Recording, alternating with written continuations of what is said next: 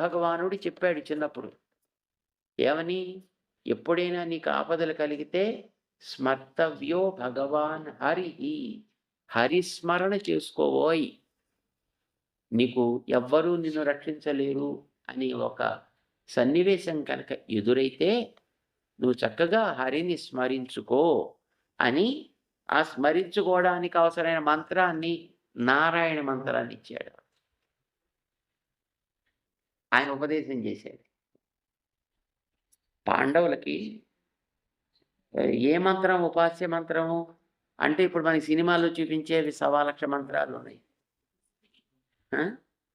అదేదో సినిమా తీశాడు అప్పుడెప్పుడో. పాపం ఆ ద్రౌపదిని వాళ్ళెవరో అలా తీసుకుపోతుంటే తల్లి అని అది ఆవిడేదో పాట పాడింది. అది ధామని అనేదో అదేదో పాట ఉంది ఏదో.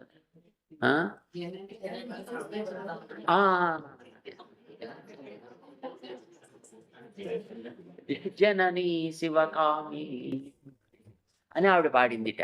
మొన్న ఎవడో ఒక వీడియో వాట్సాప్లో పెట్టాడు. ప్రతి ఇంట్లోనూ కనుక లింగము లేనట్లయితే ఆ ఇల్లు శ్మశానము. ఒరే వెధవా, అది ఉంటే శ్మశానం అవుతుంది రావాలి ఇప్పుడు.